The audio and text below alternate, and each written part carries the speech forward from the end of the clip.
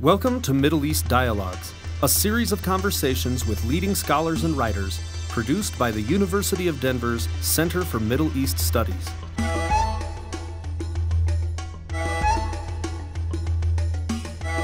Your host for this episode's dialogue is Associate Director Danny Postel.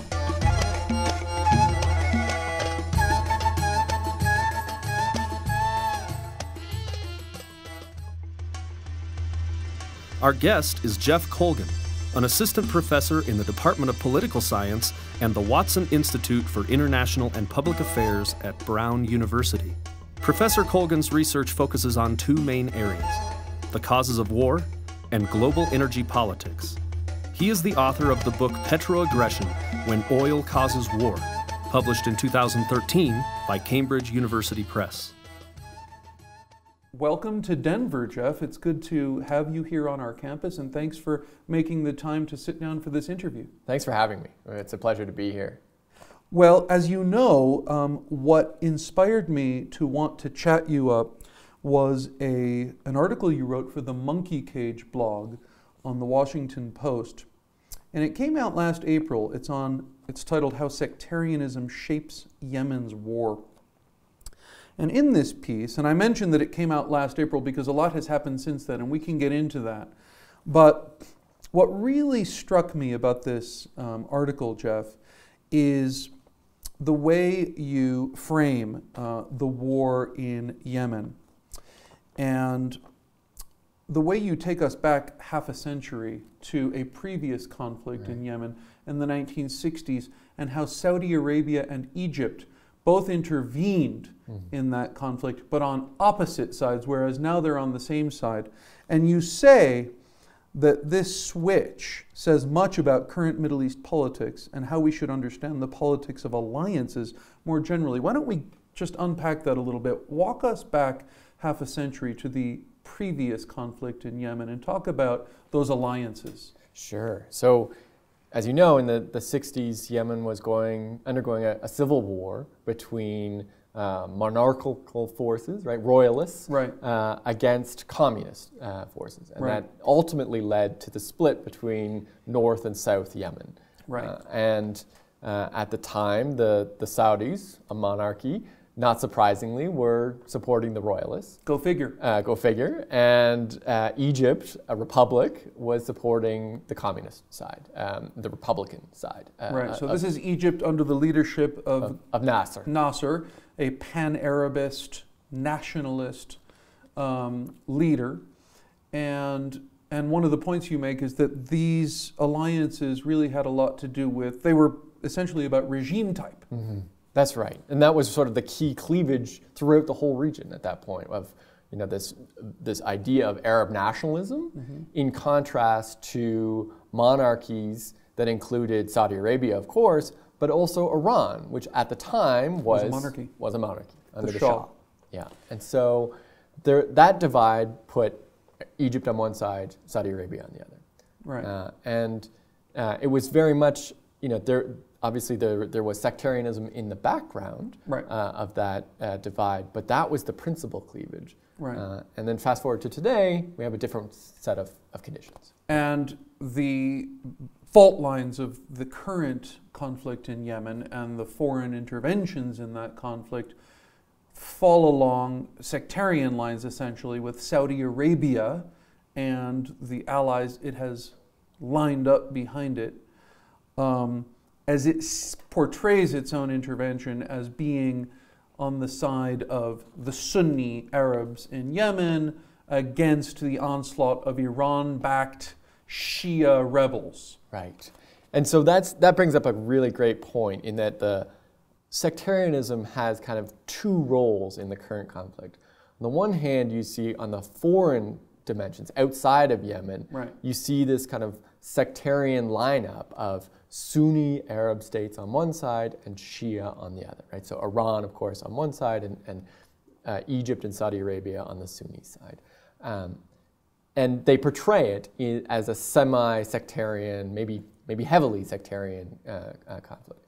But then the actual actors inside of Yemen, as you know, see things quite a bit differently, So that the Houthis that are fighting in in Yemen who are nominally Shia or allied with Shia or a type of Shiism, Right. are, well, happy is the wrong word, but they have partnered with Al-Qaeda and with Sunni organizations Right. when convenient, and because this is sort of a classic clash for power Right. with multiple sides. It's not just two parties. There are multiple factions going after control of the state, ultimately. Right. And so at the very local level, sectarianism seems to play a much smaller role than in the sort of overall geopolitical alignment of the region. That's right. And what is the actual relationship between the Houthi rebels and Iran? There's been a lot of dispute about that. Of course, the Saudis and other Sunni sectarians for whom this narrative, this sectarian narrative, is paramount, in their account, the Houthis are Iranian proxies. Right. But most political scientists and Yemen experts who study this suggest that actually it's much more complicated, that the Houthis, Iran is a very recent factor in the Yemeni conflict, that the Houthis' relationship with Iran is much more tenuous than this Saudi sectarian account would have us believe. I think that's right, and there's a question here about how much Iran is actually materially aiding the Houthis. The Saudis have certainly tried to portray it as though the Iranians are directly shipping arms to the Houthis in Yemen. Right. The Iranians deny this, and it's hard to know what's really going on. You've probably followed it more closely than I have in the past little while, so I think it's a contested question, and my suspicion, not well backed up, but my suspicion is that it is certainly less of a close relationship between Iran and Houthis than the Saudis would have us allege, or would have us believe. So if sectarianism is not the critical fault line in the Yemeni conflict, Jeff, what is? Right. Well, I think there's ultimately lots of things going on. This is a complex conflict where you have, a dictator who was in power for a long time, Saleh. who did not want to go, and was backed by the Saudis to a certain extent. And there's a lot of governance failures where... But the Houthis are also on the side of Saleh and want him restored, don't they? Right. And so it gets messy. It does get messy very fast about what the ultimate outcome of this is beyond my crystal ball. That's for sure. And so it just gets to be kind of complex factors. I do think that it says something about how we understand alliances on the international level. I'm bringing it back out of Yemen again, but traditionally Stephen Walt wrote this kind of seminal work of the origin of alliances that really downplayed ideology. And he didn't specifically say something about sectarianism, your interest. But if we think of sectarianism as a kind of ideational factor, that probably puts it in the same camp as ideology. And if we extend Walt's argument and say, okay, that he's probably saying, look, this is not a major factor, then the outcome we're seeing in the Middle East today certainly seems to kind of, if not undermine that claim, certainly modify it heavily, right? That in fact we are seeing a lineup of Sunni versus Shia, and to a certain extent we're seeing that in Syria as well, right? Where there's a battle for control with Assad and That's right. the various insurgents there. Right, and actually that gets to the heart of the story that you try to tell, because you chart this shift from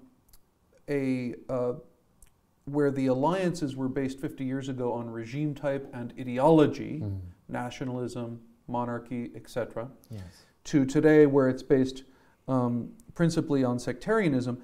And you try to explain very briefly, you sketch a little bit of how that shift took place, why it took place. Can you walk us through that a little bit? How did things get sectarianized? Right.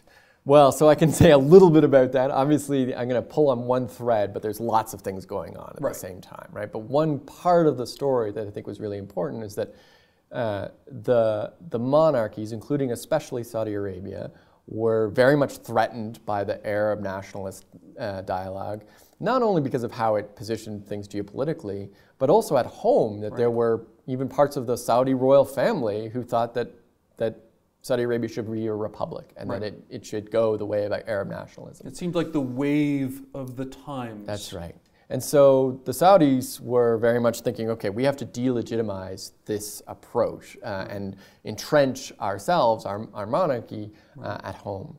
And so they wanted to instead endorse a kind of pan-Islamist vision of how to think about the Middle East region.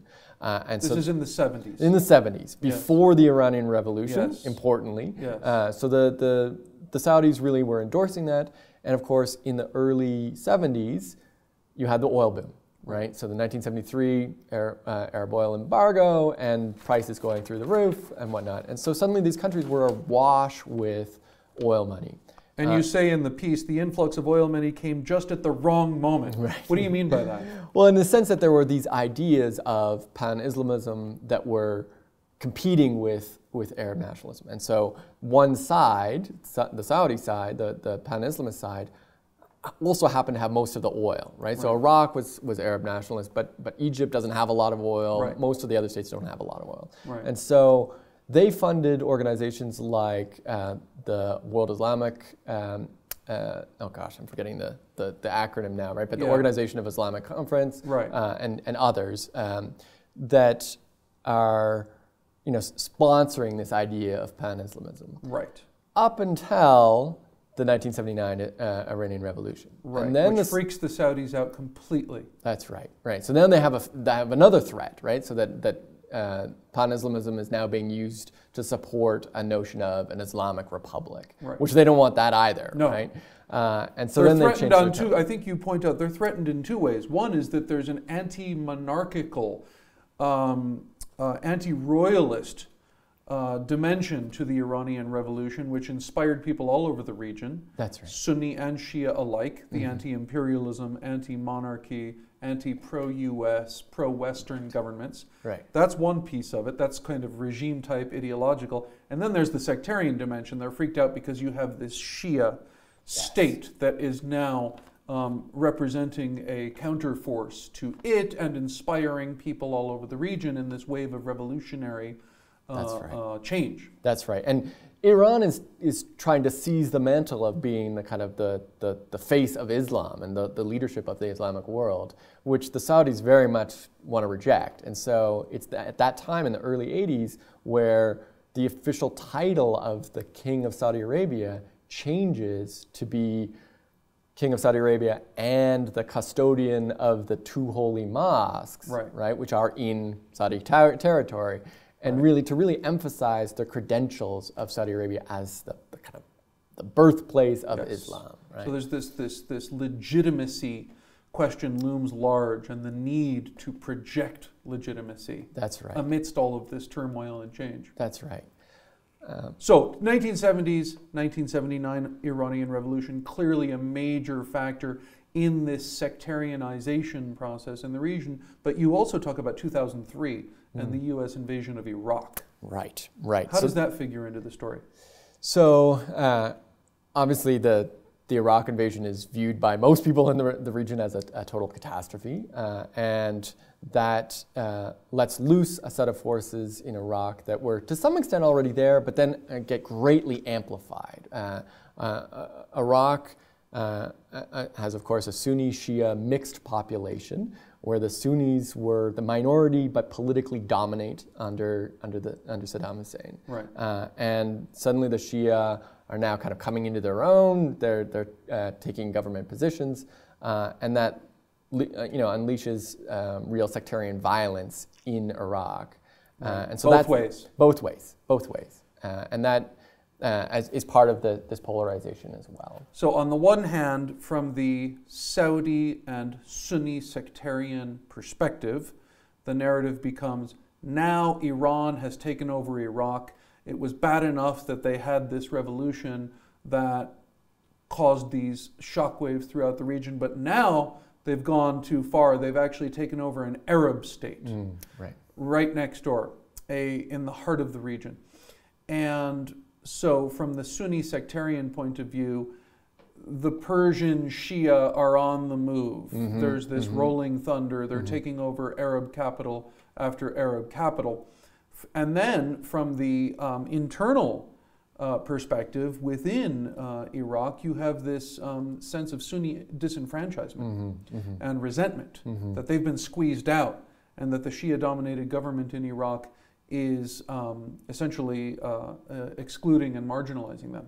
I think this, I mean, what you've been walking us through here, this timeline of change, really, you know, when you back out, it really helps drive home the point that this idea of kind of ancient hatreds, of sectarianism inherent in Islam, it really says, look, that's not the way to understand sectarianism. And so I think that point shouldn't be lost, that this often, this mantra in the popular media of ancient hatreds between Shia and Sunni. President Obama himself, in his last State of the Union address, actually said not only are these ancient hatreds, they go back millennia, he claimed. That was actually historically rather sloppy. Yes. Since we're only talking about, you know, this split happens in you know, less than 2 millennia ago in the first 80 years or so of Islam.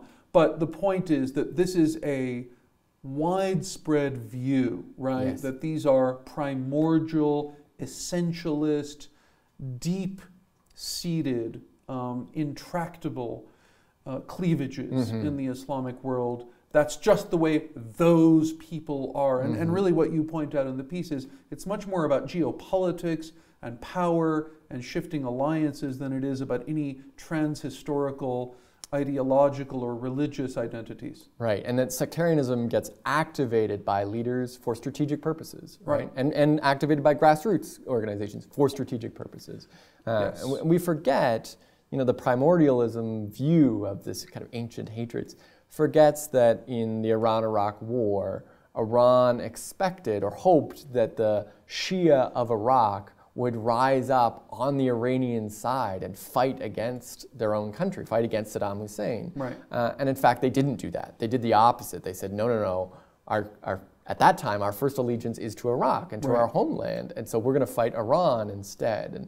And that, I think, really undermines this idea that it's all about Shia hating Sunni and vice versa. But something has happened, and those identities within Iraq, Iraqi national identity today is as weak as it's ever been, if it exists at all. Right. And that's not just true of Iraq. I mean, the whole question of the modern Arab state system, post-Sykes-Picot, and here we are exactly 100 years since the Sykes-Picot borders were drawn in 1916.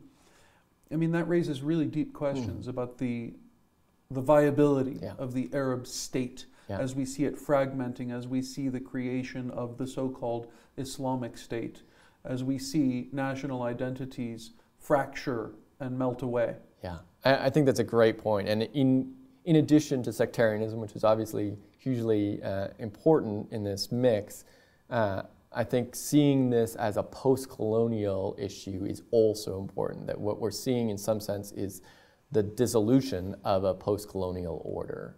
And that's important to this story because the West's relationship with the Middle East has been intimately tied up with the oil industry that was, you know, part and parcel of the colonial order.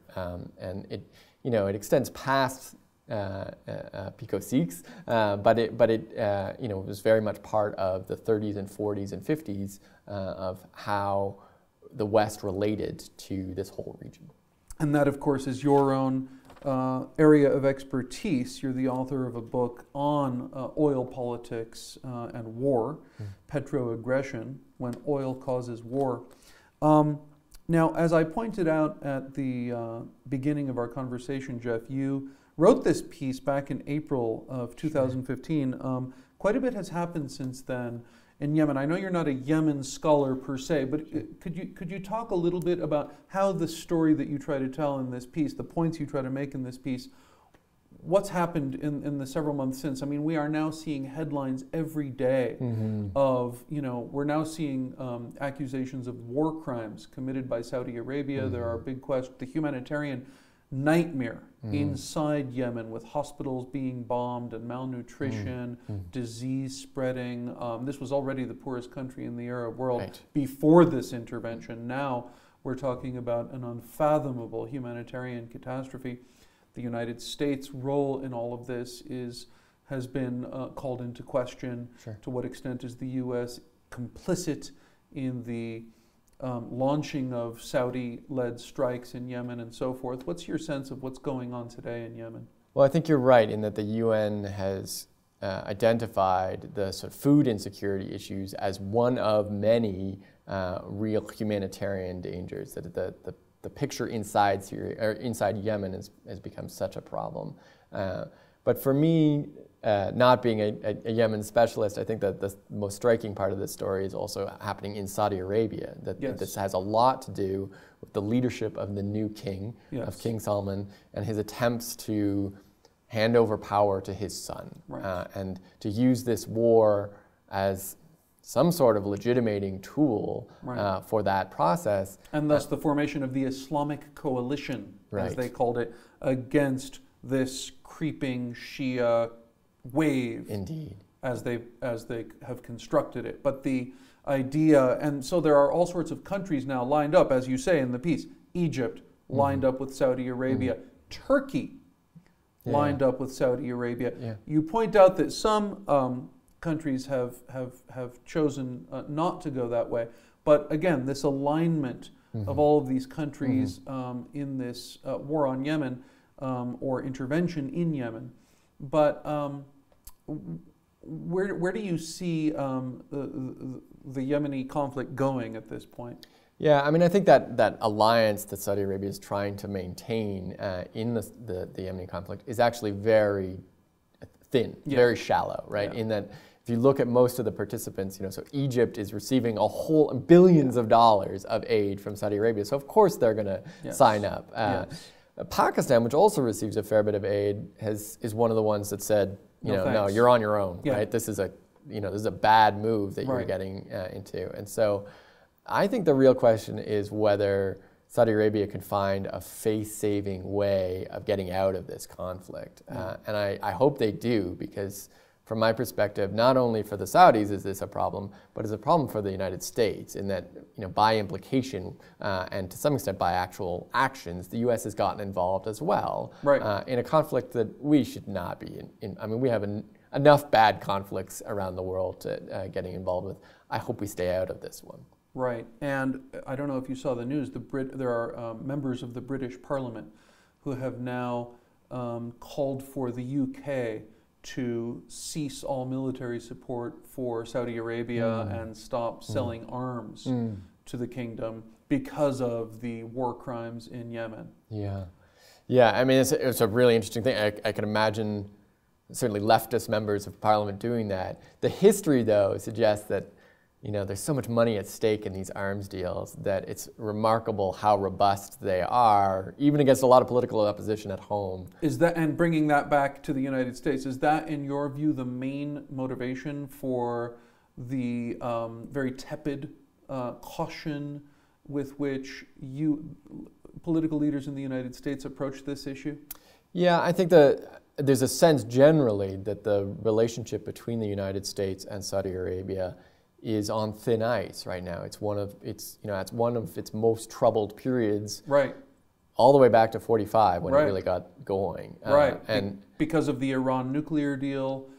Because of various other factors in the region. And because of the U.S. positions in the Arab Spring, which certainly did not bring any comfort to friends of the United States that are autocratic. So in other words, even though it was mostly rhetorical, but the rhetorical support lended to the Tunisian and Egyptian uprisings, which completely freaked out the Saudis. Absolutely. And so for a variety of reasons, that relationship is more tenuous than ever. And I think the U.S. doesn't want to get involved in this one way or the other, right? They don't want to really alienate the Saudis by coming out against the conflict strongly, but they also, most of the policy makers in Washington are trying to avoid getting dragged into a mess that nobody can see a good exit from.